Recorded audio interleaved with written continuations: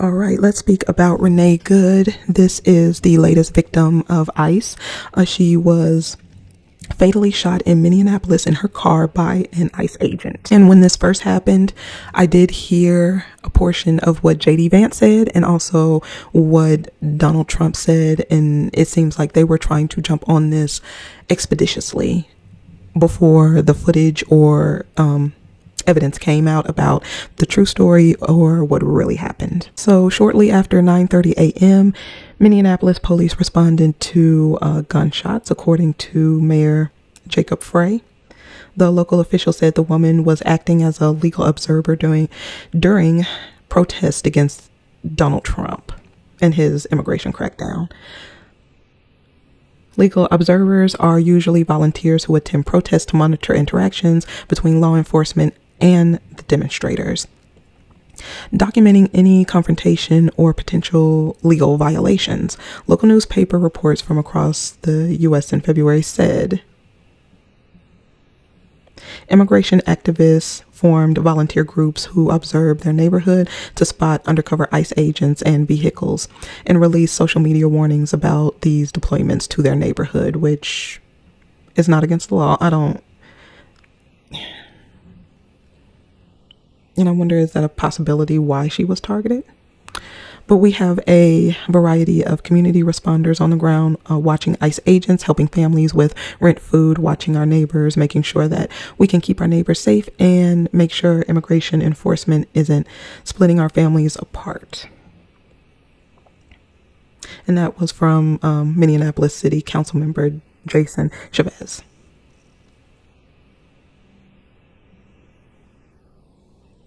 And there's videos, multiple angles that where you can see what took place. I wanted to go over a few videos because we know that her wife was in the car and basically she cut her wheels to go around. From what I saw, she cut her wheel to go around the agent. She actually had signaled for an ICE agent vehicle to go. So people were saying she was stopped in the car, that she tried to hit the ICE worker, that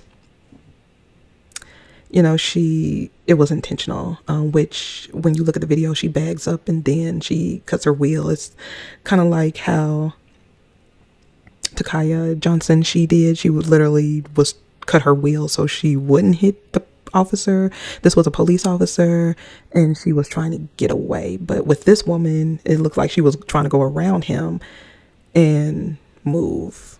So if she was trying to barrel towards the ICE agent, why would she cut her wheels away from him? And why wouldn't she had just ran him over, just went forward? Doesn't make sense. But yeah, I'll show a few videos and go over a few things in history because there was a question posed.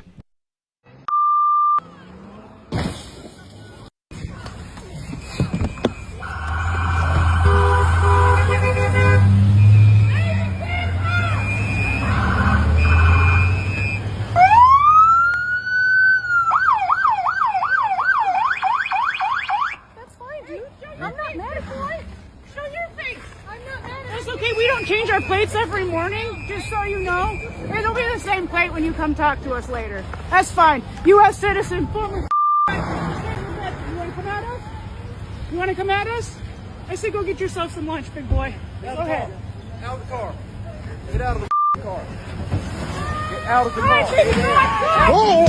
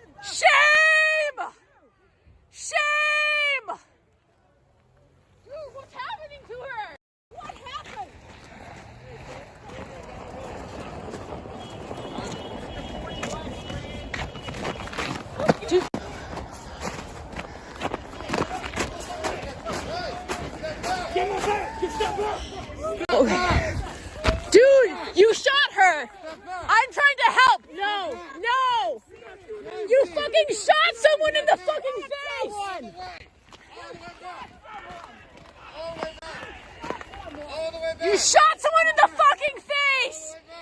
Do you have a conscience? Do you have a conscience?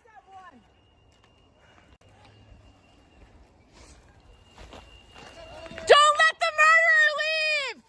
Don't let the murderer leave! You guys are the fucking criminals! You don't get to tell us what to do! Fucking criminals! Don't let him leave! Don't let him leave!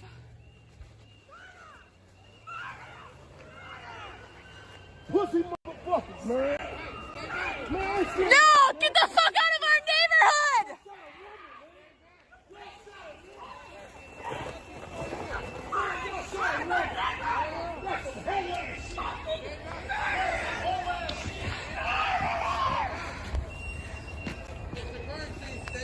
Yeah, it's a fucking crime! We fucking know it! We're here!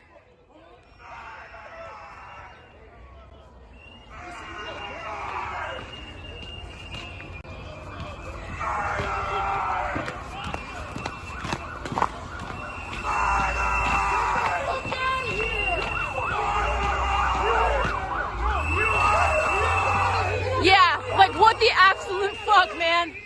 What the absolute fuck? Do you have a conscience? Do you have a conscience? Do you have a conscience? This is the time, man. This is the time to have a conscience. This is not okay. This is not okay.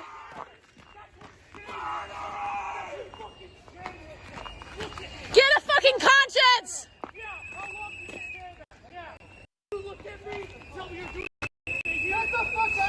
You didn't fire any weapons. Fucking your people did that. In the head. In the head. I didn't do anything. And she drove into the floor. Murderer. You. Look at me. Look at me. You can't even. Watch out, man. Watch out. Why don't you look at me? I thought you could do it. You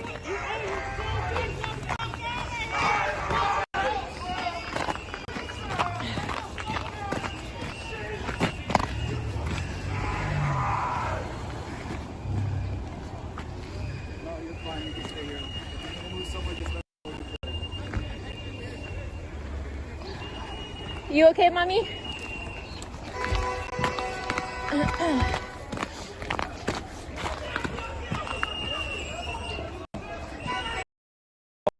Car, that's what just it's not a good thing in a way, but when you force somebody to engage in self-defense, it's almost a preposterous question. What you see is what you get in this case. You have a woman who was trying to obstruct a legitimate law enforcement operation. Nobody debates that. You have a woman who aimed her car at a law enforcement officer and pressed on the accelerator. Nobody debates that. I can believe that her death is a tragedy while also recognizing that it's a tragedy of her own making and a tragedy of the far left who has marshaled an entire movement, a lunatic fringe against our law enforcement officers. The president stands with ICE. I stand with ICE. We stand with all of our law enforcement officers. The precedent here is very simple. You have a federal law enforcement official engaging in federal law enforcement action. That's a federal issue. That guy is protected by absolute immunity. He was doing his job.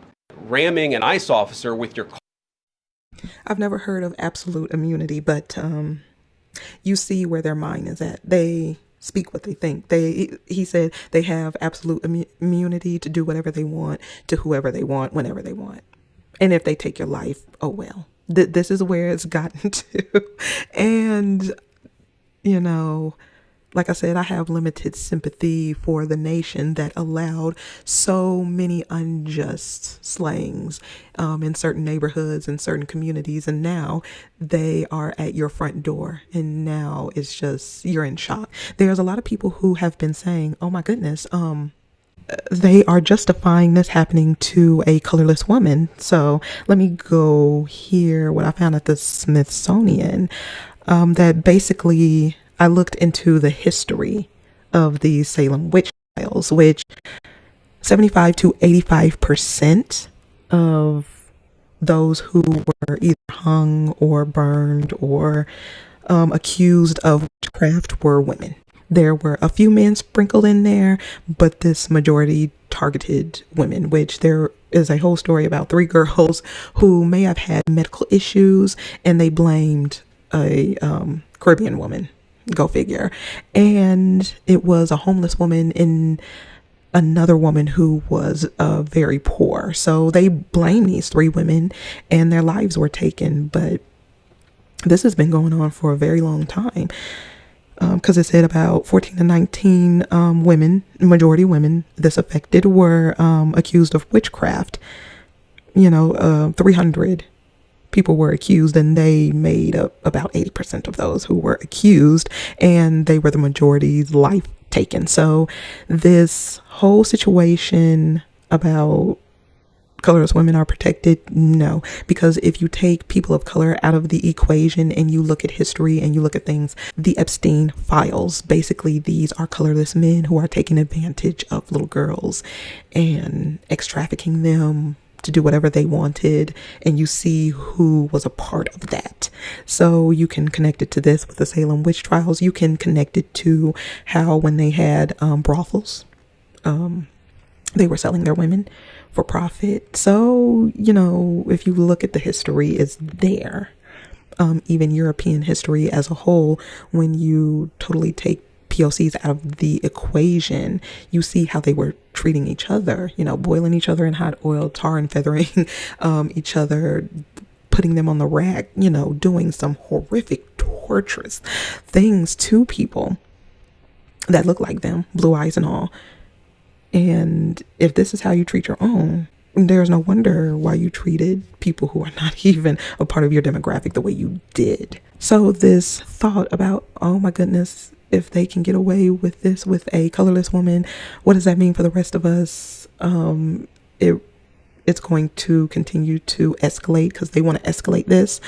They feel like they are being replaced with Black and POCs, that they are going to be the minority, and they're losing their minds because they know how they have treated people over the years, the United States to everyone else, and also in-house with POCs and Black people. So they know what they've done. So if they are shrinking in the world and shrinking in this country, the only thing that is in their mind is they are going to do to us what we did to them, and they may do worse, when all they have to do is pay the reparations, stop doing what they're doing. They could take that route, but they're not going to take that route. They're going to continue to be exactly who they are. They are going to tether themselves to their forefathers. People are saying, oh, it's progressive. It's not. Methods or have changed. Mindset and spirit, if we can even call it that, is the same. Yeah. Basically, Renee Good, she was a liberal, colorless woman. She was 37 years old. She had 2 children. She was married. And basically saying that, because of who she was, it's easy to dismiss her death. And this is exactly how we feel about Keith Porter. He's a Black American, a U.S. citizen. There should be no confrontation with ICE agents. And a lot of these people are racist to the core of them. So I would say, if somebody is threatening you, instead of you hesitating, don't hesitate. You have the right to protect yourself and protect your life. No off-duty ICE agent has the right to give you commands. You don't know this person from a can of paint. They are off-duty. They have no business dealing with just because someone's firing off on the new year. You might get a fine for that, because you're definitely not. The jail thing, they're not going to load up the prisons because somebody's shooting off their gun on New Year. A fine, I could see that, but not jail. And definitely not having their life taken. Just like this lady, there was no reason to have her life taken. She was not trying to run into anyone. They didn't have to get out the car. They just wanted an ego boost to tell somebody to bag back, which they weren't in the middle of the street like that, where they were blocking, where they couldn't have went around. But I'll go ahead and leave it right here. Let me know what you think. When you excuse certain people, experiencing these experiences, it will eventually come knocking on your door. And it's starting to look that way. But I'll see you in the next one.